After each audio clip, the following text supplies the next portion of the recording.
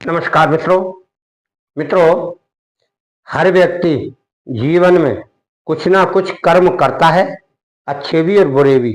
और यंत्र मंत्र तंत्र में तो बहुत लोग तंत्र क्रियाएं करते हैं, तो वो सब प्रकार के कार्य करते हैं। मंत्र वाले भी कुछ क्रियाएं करते हैं और सामान्य व्यक्ति भी मंत्रों का जाप करता है, भले के लिए करे या बुरे के लिए करे। पर कभी कभी जब कोई क्रिया कराता है तो उसे बुरे कर्मों का भी सहारा लेना पड़ता है और कुछ ऐसी चीजों का भी प्रयोग किया जाता है जिन्हें व्यक्ति सुनना देखना पसंद नहीं करना चाहता। यानी हम ऐसी चीजों का प्रयोग करते हैं जैसे किसी स्त्री का ऋतुकाल का कपड़ा है, किसी के नाखून है, किसी के बाल है, किसी का कपड़ा काट लिया, किसी बच्चे के बाल काट लिए। इस तरह की चीजों का प्रयोग हम तंत्र मंत्र यंत्र में करते हैं और विष्टा भी करते हैं। तो इस तरह उन विष्टाओं को और इन सब चीजों को मिला मिलू कर संयोग लगाकर तंत्र क्रिया किसी के लिए करते हैं। अब उसमें वशीकरण भी हो सकता है, मारण भी हो सकता है, उच्चाटन भी हो सकता है और वह कार्य करता है। हर व्यक्ति यह सोचे कि कार्य नहीं करेगा, तो ऐसा नहीं है। अगर आप शुभ नक्षत्र में शुभ कार्य करेंगे शुभ योग में, तो उन चीजों का मिश्रण आपको शुभ योग में करना है और जैसा कोई आप कार्य कर रहे हैं उसमें उस मंत्र को बोलते जाइए। जैसे वशीकरण का आप तिलक बना रहे हैं, तो आज हम यहाँ वशीकरण का तिलक बनाएंगे, बताएंगे। आप उसका प्रयोग करके किसी भी कार्य को, आपके घर का कार्य हो, पैसे का हो, धंधे का हो, वशीकरण का हो और कुछ कोई लेन देन का हो, तो आप इस तिलक लगाकर जाएंगे। यानी इस तिलक को लगाकर आप जहां भी जाएंगे वह व्यक्ति, वह समुदाय या वो लोग आपकी बात को तवज्जो देंगे, महत्व देंगे और आप जो कार्य करने जा रहे हैं उसको गौर से सुनेंगे और सहयोग करेंगे, आपके लिए मना नहीं करेंगे। यानी 90-99% कार्य होने की संभावना है। उसमें ठेका भी हो सकता है, पैसे का लेन देन भी हो सकता है, कोई वशीकरण भी हो सकता है, कोई कार्य अधूरा पड़ा उस पूरा करने का भी हो सकता है। तो इस वशीकरण में केवल हम ज्यादातर वशीकरण के लिए प्रयोग करते हैं। यह प्रयोग अधिकांश ऐसी चीजों से बनाया जाता है जिन्हें हम कलेक्ट करके लाते हैं जंगल से और बड़ी मुश्किल से मिलता है।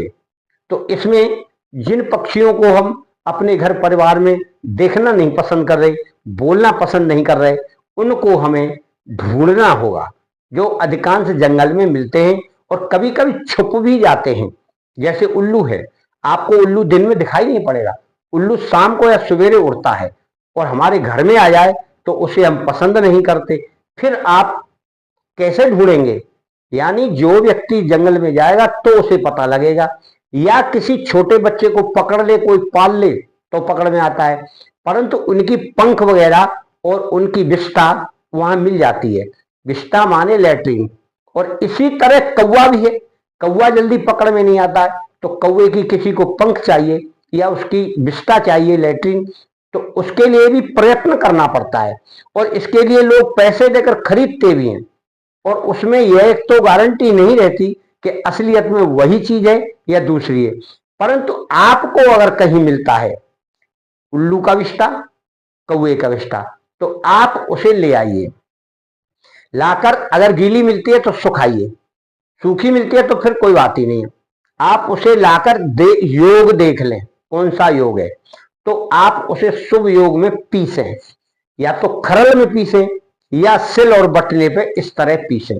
जब उसे आप पीसेंगे तो वशीकरण का मंत्र आप इसमें बोलिए, कोई भी मंत्र ले लीजिए, उससे कोई मतलब नहीं है, इसका असर उसमें होगा। और आप भावना दीजिए, भावना का मतलब होता है अपनी इच्छा व्यक्त करिए कि यह मैं कार्य वशीकरण के लिए कर रहा हूं, वह बारीक पिस जाएगा। तो आप चाहें तो चंदन का बना बनाया तिलक आता है, उसको थोड़ा डाल दें, लाल या पीला या केसर कस्तूरी कुछ डाल दें, तो यह और प्रभावी होगा। क्योंकि इन विष्ठाओं का कलर थोड़ा मटमैला होता है, यानी भस्मी जैसा, यानी राख जैसा, और आपको चाहिए थोड़ा दूर से दिखाई पड़े, सामने वाला दिखाई पड़े। जैसे हमने लाल लगाया तो लाल दिख रहा है, पीला लगाएंगे तो पीला भी दिखेगा, परंतु जो हल्का रहता है वह नहीं दिखाई पड़ता है। क्योंकि अगर 5-10 फुट पे कोई व्यक्ति खड़ा है और हमें उससे काम कराना है तो उसका प्रभाव इतनी दूर से तब पड़ेगा जब वह तिलक आपका वहां तक दिखाई देगा। इसीलिए उसमें कलर थोड़ा मिला लेना चाहिए। जब यह क्रिया आपकी पूरी हो जाए, यानी यह तिलक कंप्लीट हो जाए मिलकर घिसकर, फिर आपको क्या करना है, किसी डब्बी में डाल लेना है उसी मुहूर्त में। और जब आपको कहीं जाना हो अपने किसी विशेष कार्य से लेन देन करने के लिए, या कोई शुभ कार्य करना हो कि ये कार्य मेरा कंप्लीट होना है, या किसी का कोई वशीकरण करना हो कि उस पर जाऊंगा तो वशीकरण उसका हो जाएगा।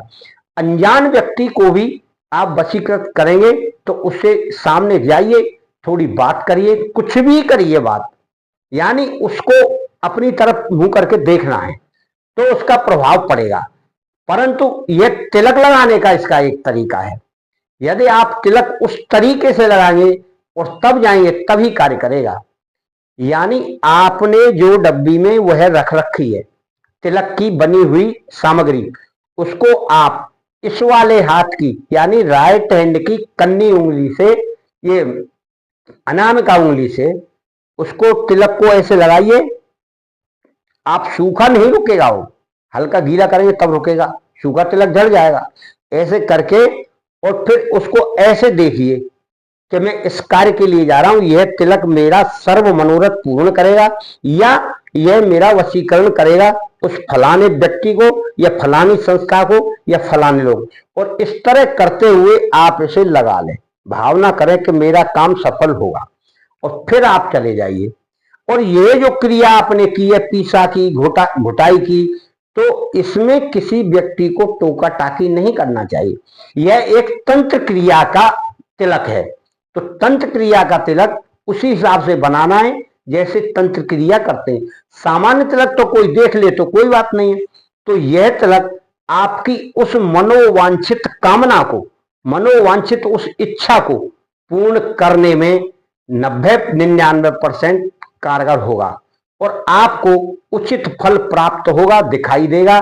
सामने वाला नहीं समझ पाएगा कि इसका कार्य पूरा कैसे हो गया, आश्चर्य करेगा कि इस कार्य को तो हम बहुत दिन से घूम रहे थे पर हमारा कार्य नहीं हुआ। तो आपको भी अगर कहीं मिलती है उल्लू की विष्ठा, कौवा की विष्ठा, तो उसको आप शुभ नक्षत्र में तिलक बनाएं। लाने का कोई प्रतिबंध नहीं है, लेकर आप कभी भी आ सकते हैं, पर जब आपको वह तिलक बनाना है तो शुभ नक्षत्र में मंत्र बोलते हुए बनाएं। आपको वशीकरण में सफलता अवश्य मिलेगी। वैसे तो हमने बहुत सारे वशीकरण डाले हैं, कई लोग करते हैं कि महाराज आपका मंत्र काम नहीं करता। अरे मंत्र मैंने थोड़ी बनाया भाई, शास्त्रों के मंत्र हैं। आप में सिद्धि करने की शक्ति नहीं, आप करना नहीं जानते कि कैसे हम करें, क्रिया नहीं जानते, कभी पूजा पाठ नहीं करते, तो आप कैसे सिद्ध कर पाएंगे। इसीलिए लोग हम लोगों से यंत्र बनवाते हैं, मंत्र करते हैं और उनसे उपाय करवाते हैं। क्यों करवाते हैं? क्योंकि हम लोग सुबह और शाम विधिवत पूजा पाठ करके उन मंत्रों का जाप डेली करते हैं। जब कोई व्यक्ति मंत्र को सिद्ध कर लेता है 11 बार, 21 बार या 41 बार, फिर उस मंत्र की माला उसे करना है, तब वह कार्य करता है। जब हम किसी साधक को या जब हम किसी शिष्य को कोई साधना कराते तो उसको मंत्र हम देते हैं, मंत्र वही रहता है, पर हम ये देते हैं कि यह मंत्र कर लीजिए, आपको यह मंत्र सिद्ध होगा और इस तरह करिए, काम करेगा, यह हमारी आज्ञा है। तो वो लोग हमसे मांगते हैं कि गुरुजी हमको यह करना है। अब आप समझते होंगे कि हम तो ना तो दीक्षा लिए, ना शिक्षा लिए, ना गुरु बनाया, मंत्र उठाया बीड़ी में तो शुरू, फिर आप कहते हैं पता नहीं है, फिर उसमें आपने कोई क्रिया भी नहीं की, तो कैसे सिद्ध होगा। सिद्धि कर लीजिए, कोई बहुत बड़ा काम नहीं है, बहुत सामान्य काम है। यदि आप पूजा पाठ में उतर जाएंगे तो आपको पता ही नहीं लगेगा, रोज का ऐसा नियम बन जाएगा, आप करते जाइए, जो मंत्र सिद्ध करना हो जाएगा, फिर एक माला जाप करते जाइए। मित्रों, हर व्यक्ति यह चाहता है कि शॉर्ट टर्म में, यानी सूक्ष्म समय में एक दिन की कोई सिद्धि दे दो।